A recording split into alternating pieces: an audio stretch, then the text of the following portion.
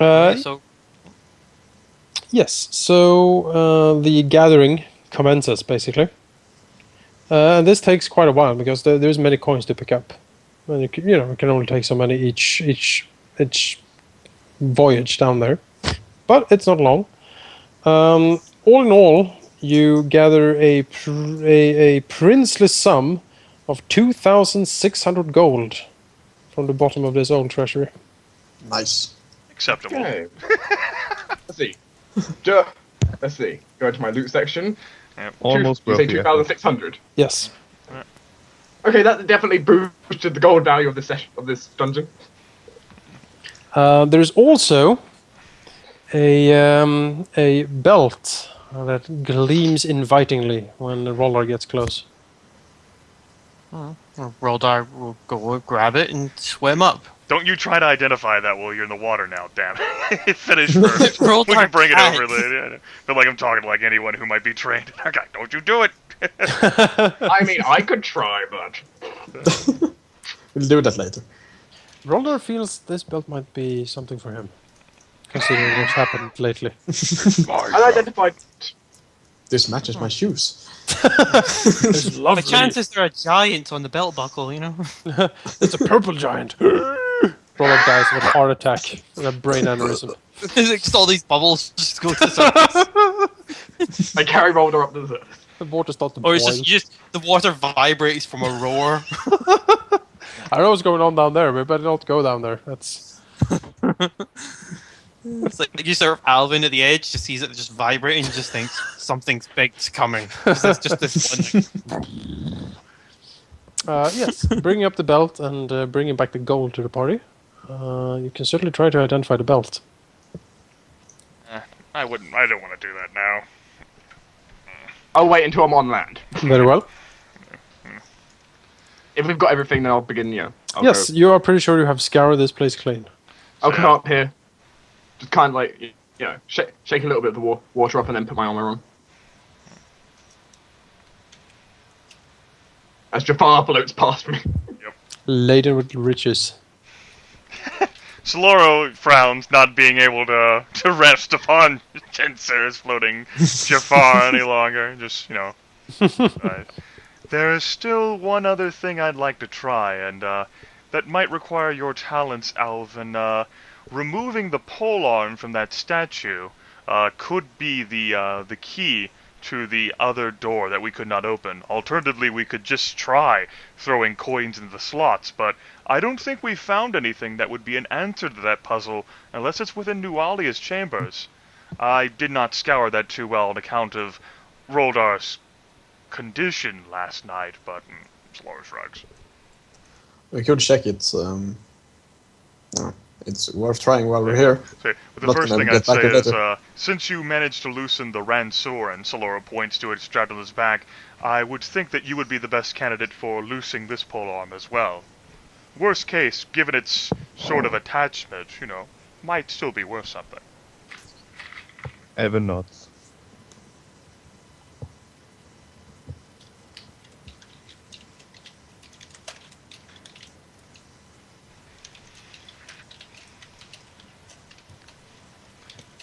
Sneer 7, the happy sneer. Laden with gold and prizes. The happy snare? The gold sneer. The gold-plated sneer. Me. Share my bling. My bitch is at. I have hoes in different area codes. Roldar waits. Everyone waits. Stands there. Roldar is drying off his clothes, wringing them out and stuff Yep. like that. Evan is just busy examining the rancor. Yep, it's not a rancor. That's So, for one, I have the Ransor. That's a different polearm on entirely than the statue. yes, it's a glaive. Glaive, okay. Yeah. The thing, the stick-like weapon thing. The leather is basically a blade on a long stick. It's another type Okay. of polearm like the Ransor is. Alvyn does not see any obvious way of actually loosening it from the statue. It seems to be kind of molded into it. Does anything happen if I just touch it? Just with the finger very gently. Very gently. No, nothing happens. Saloro frowns and Strokes says, the glaive. "You know, the apparition had a reaction as he brandishes and hefts the gilded ransor about No. in such I don't close think that's a good idea. proximity." Saloro shrugs. The ransor glows faintly with orange-red light. The statue starts to glow with green light. I don't think Evan that's a steps good to idea, the Saloro. side and makes an inviting gesture, motioning Saloro to take a try. Saloro shrugs. And Arenoss, what's the worst that happens? All the gold falls whenever the disc evaporates and you have to carry it out of here? No, I mean, from what I understand, these two were enemies. So, I don't think anything good will happen from this. Saloro, well, it's both of them being enemies. They're all our enemies anyway. It's either that or I thunderwave the statue like I did the one in the catacombs beneath Sandpoint.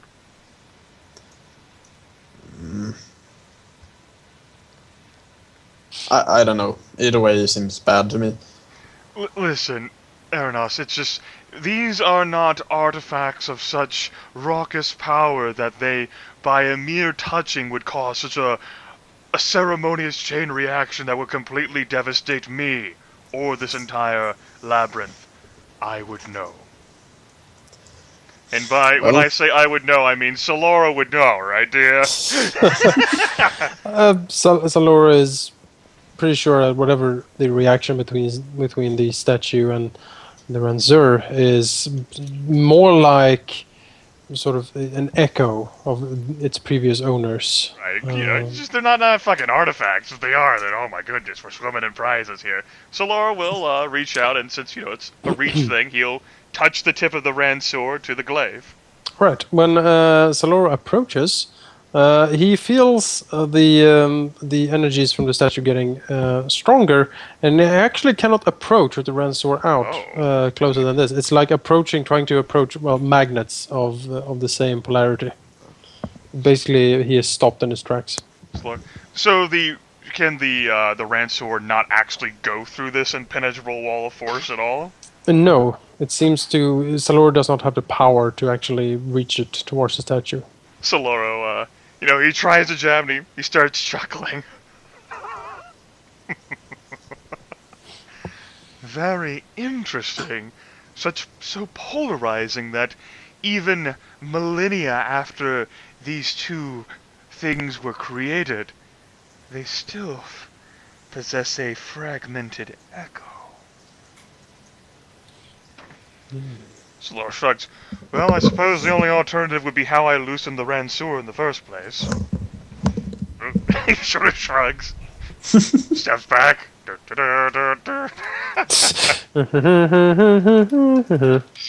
Erevan has a worried look on his face. So, since, I can do this at greater range, courtesy of enlarged spell.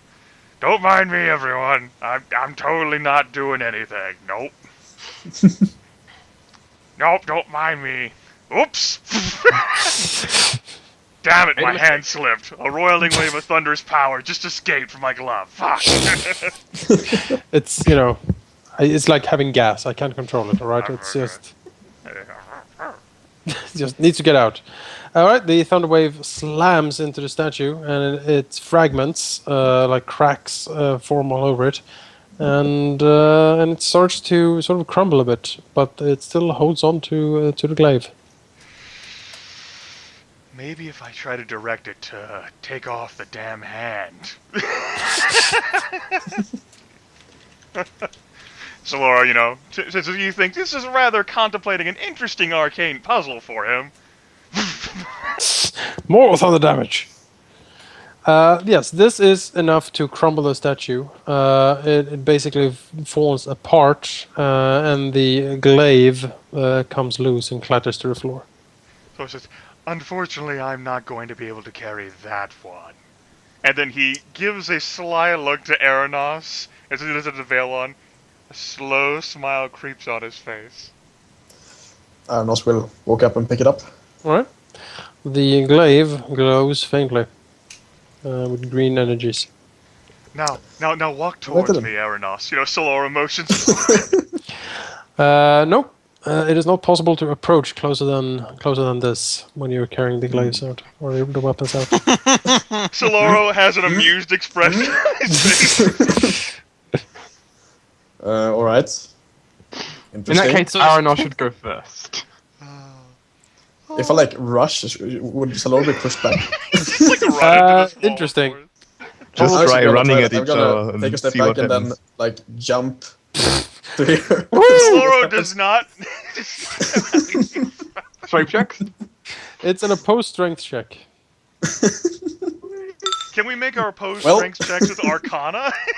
Nope, sadly not in this case. He's actually just throwing himself at you. Well, that's actually a pretty strong roll for me. It is.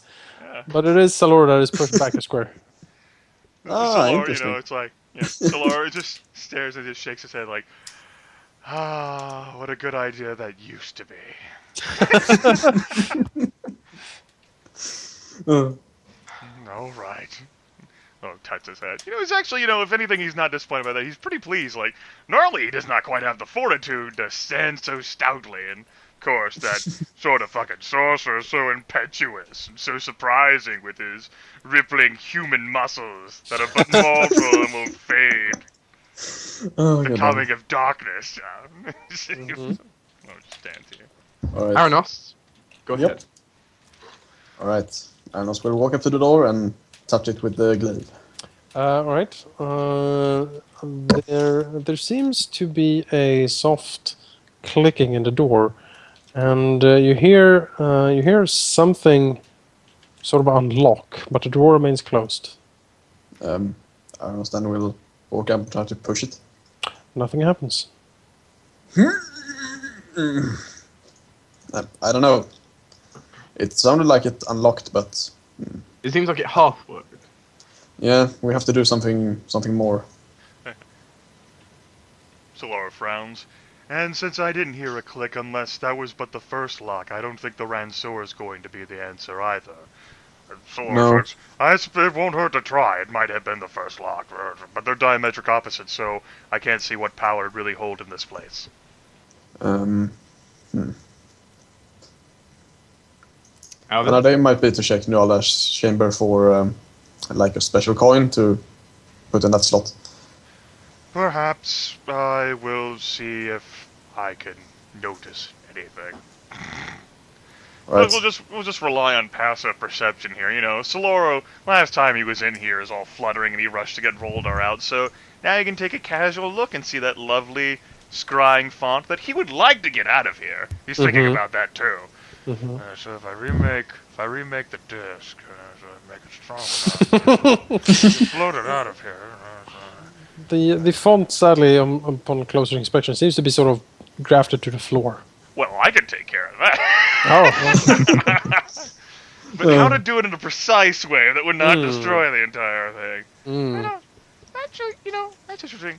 What would Saloro know about these fonts? Like, perhaps how to trigger such a thing, or how to utilize it? yes, he can certainly make an Arcana check. Woo! Roll a 4, yeah! I had a higher strength check, yeah! I don't see that as Arcana check, actually. I don't see the check either. I mean, Maybe I disconnected, in which case, if you don't see it, then it's not real. I will Let me boot go you. ahead and I'll disconnect from. Yeah, go ahead and boot me. Yes. I've been Meanwhile, booted from the Alvyn will server, I take a closer look realize. at the door again. Yes, the door appears as I've been described before. Arenoss will try to touch the door in different places. Whoa. Whoa. Buddy. With the glaive, It's getting pretty into with it. this long stick. It's getting pretty into it, yes. Yes, a bit over here, perhaps, and hello. Oh, there we go. Saloro knows that scrying pools usually are attuned to an owner of some sort.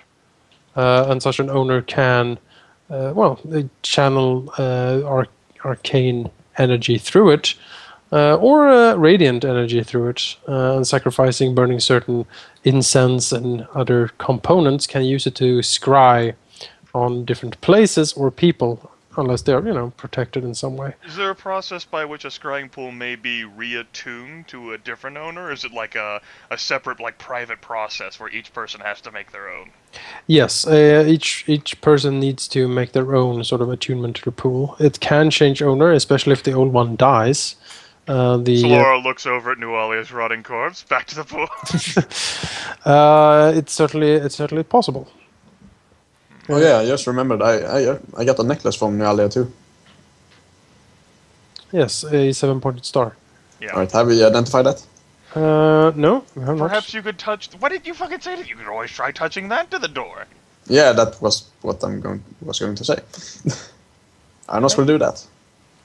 Yes, the amulet glows faintly with green energy, as does suddenly the 7-pointed star on the door. You hear another click. Oh. Tried to push the door open again. It remains shut. Oh. Well, I think the coin is the lost key. Maybe, yeah. What else have we found? Saloro's just staring into the pretty water. Just totally forgetting about the coin. Like, The water is very pretty. very Um, pretty. Well, Arenoss, if you can't go up there, one of us will have to expect it. I mean, can my passive perception, like, could you re-describe the room to me, DM? Yes. Let's see here. Let's find the... yes, wide stone ledges of marble line the curving walls of this room, which is well lit by burning skulls that sit around the room. 3 chairs rest in the room, and both and these and the floor and the ledges are covered with old books, scrolls, teeth, bones, scrimshaw artwork, jars of deformed creatures soaking in brine, taxidermied animals, limbs, and other strange objects. To the north, the scrying pool slowly glows in the gloom in here, and you can hear sort of a gentle rustling from its waters.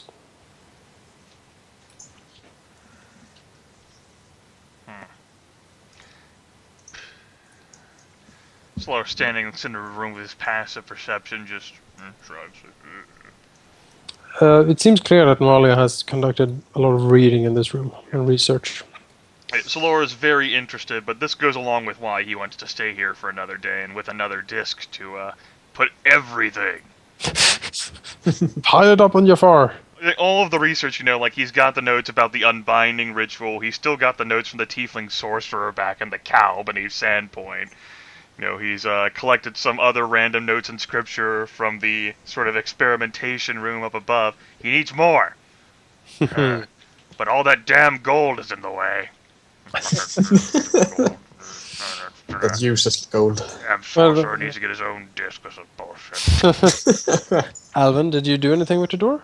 Not yet. Alvyn would like to suggest to the party that if there are coin-shaped slots, maybe we just put any old coin in one of the slots and see what happens. Try it. How many slots are there?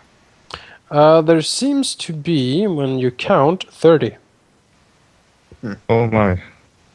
Well, we do have a disc. There's just fair to say. Like in all the combination of coins we've picked up, collection of silver and copper in a locked chest totaling 300 gold pieces. You shave off 3 GP worth of that for 30 copper coins. If you really want to fill all the slots. Yeah. There's no markings on it that says we need some kind of special coins or something. Not that you can discern. Alright. Just try tossing a copper coin into one of the slots then and see what happens then, guys. Yep. Guys, Saloro will call back, I don't see any sort of key or magic opener in here, sorry. And then, he's half lost, he sits in a chair, begins reading. Demonic rituals. Yes. Arenoss will shout back, we're gonna put the coins in the door. Yes, okay. Lighting his pipe, Jafar's guarding the door. I don't have a pipe, that's Arenoss. Oh. Yep. A do not disturb sign. I just put the Oh, Ransor goddamn. on top of all the gold. Alright, who puts a coin in the door? Alvyn steps to the side, looks at Arenoss, and says, "Well, give it a try." He obviously wanna do doesn't it? want to use any of his own coins. I'm not gonna use Maya, now I have gold. Just fetch them from Jafar. Yeah, and I can't go there, so Alvin, you go. I can't be close to Saloro because of this. That's right. Like, The disc has the Ransor topped on on all the Exactly. piles of gold, silver, and copper. This is true. Well, that's convenient. Okay, Alvyn goes over to Saloro yes. and explains the situation. Solora's like, why do you need my permission to take a damn copper piece from the disc? Okay, Alvyn takes 30 copper pieces. She's like, Ransor Skull's like, it's all of our gold. I don't understand. This foolish mortals, they don't care. Back in my day, I don't even remember my days. And he will put one of the copper coins into one of the slots. Right, a small clicking sound can be heard. And he Right. puts another coin in one of the slots. More clicking. Seems to work. Arenoss will grab half the coins and help him so it goes faster. Okay. Working quickly. The last coin is soon put into the door, and a final click and something like heavy seems to roll away from behind the door. You can hear a voice boom throughout the complex. Oh. You have offered your riches to the master. Your riches are meager. He is displeased.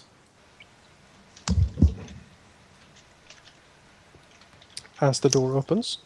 Solari Completely will out drop his literature, like around the corner, like, oh, that's why you wanted the copper pieces. Oh, okay.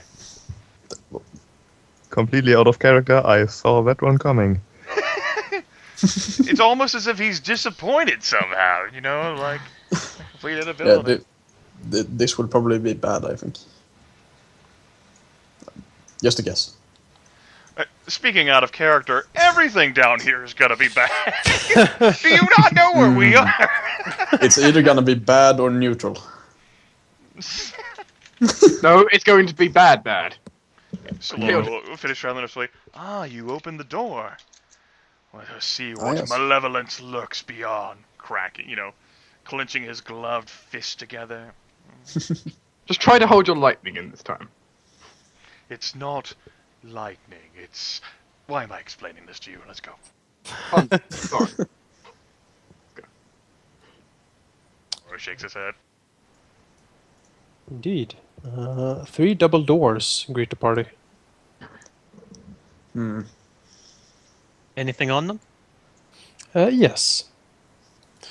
To the east, the eastern doors are depicting what looks like some kind of arcane study room. There is like basically engravings of learning books and studying of wizardly things. The northern double doors seems to indicate it's kind of strange. You're not quite sure actually what it means. It seems to be depicting a big gilded throne of sorts. And the southern door, however, is perhaps the most worrying, depicting not only a snarling demonic face, but also seems to be quite thick doors on it.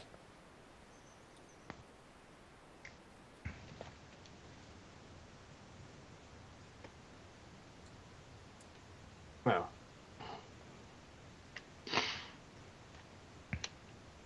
A variety of options, it seems. Indeed. I have a feeling I should heal up, maybe. Yeah, I think I have a feeling I should too. Me and you, we'll play pat a cake while we heal up.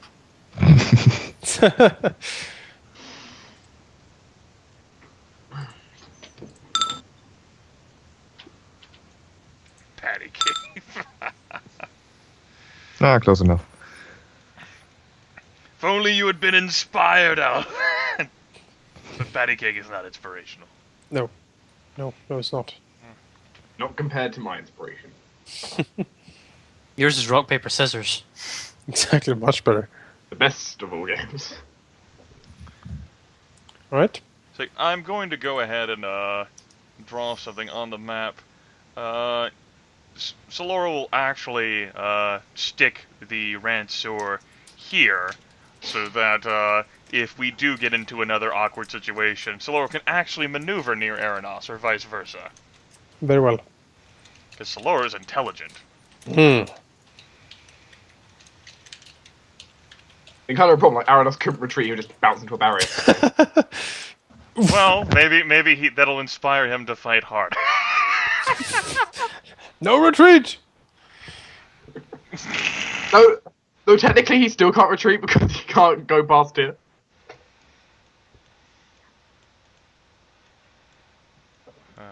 Alright. 3 double doors, as I He's said. muted. He's just grumpy. That's all. Fucking Oh. has my man. God damn it. How long have I been muted for? I don't know. We haven't heard you talk since you put the coins in. Nope. Oh, okay. Well then. We assume. So. Yeah, I put the glaive there because I need both my hands for my staff. Very well. I mean, I technically don't, but I hold it in my offhand as well, so. Yes. So, which door? Alright, so... which door shall we be traveling through? Left or right, I think. Not straight ahead. Alright then, we go to the left first, and Sure. then we can go right and then straight. Alright. Very well. Roldar? Sounds good. Let's position ourselves then. Left first. Gird thy loins. Hmm. The sound of loin girding right there. That is, yeah. That is actually how it sounds.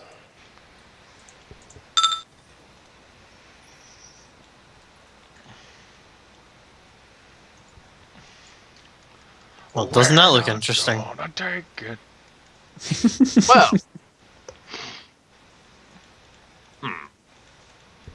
Indeed.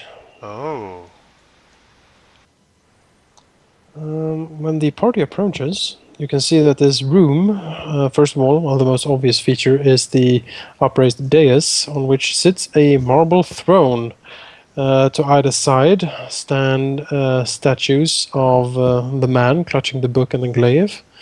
You also notice when you get closer that it seems like a ghostly figure is actually sitting on the throne. The image is of the same man as depicted on the statues. He seems to be addressing an audience as he moves his hands about, his fingers decorated with hooked rings and almost looks like claws. But the words issuing from his phantom mouth are difficult to make out, and when you get close and try to listen, they are in a strange language.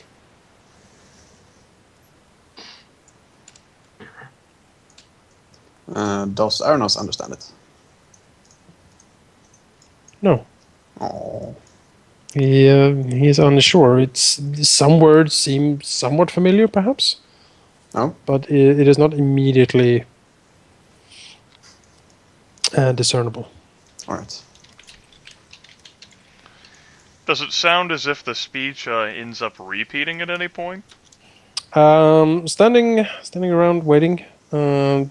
Yes, it seems like the speech is actually repeating.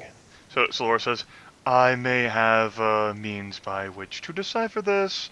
I shall return. Then Saloro just boogies, goes upstairs with all the Roldar gold. turns his head. The gold runs away.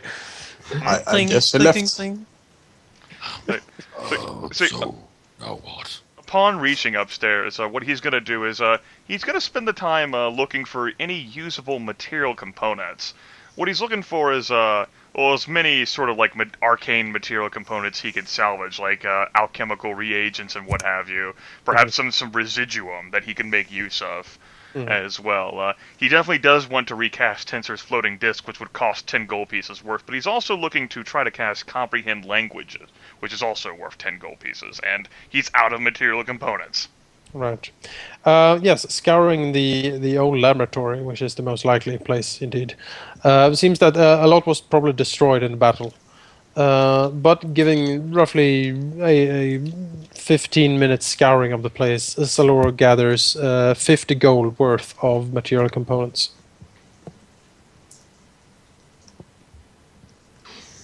It was more than Saloro had expected, but that will suffice. Upon acquiring all that, he shall return back downstairs and then hear the rapid footsteps. Rapid sneering. The rapid sneering. Welcome back. Yes. And then he'll say, "Now, you have two options: stay still and speak nothing, or go to some other door area. It's going to take me some time to perform this ritual. Arenoss will know." Roldar will walk out. Like Bo knows, Arenoss knows. Saloro will actually end up sitting cross-legged, not that far from the throne. He'll pull out the various reagents, the incense, begin drawing runes along the stone floor as he begins to go through the 10-minute ritual of Comprehend Language, which is on page 302 of the player's handbook. You choose a language you have heard or a piece of writing you have seen within the past 24 hours. Using this ritual in a language you have heard allows you to understand it when spoken. So anything in this language, he can understand it being spoken for the next 24 hours. And I'll go ahead and make the Arcana check anyway. No, I didn't think so. He can't speak it fluently. He'll just understand the language and be able to decipher it and know what it means if he hears it. For the next 24 hours. And, does the party does anything else when Saloro is doing this? Yeah, this is going to take me 10 minutes, guys. Oh,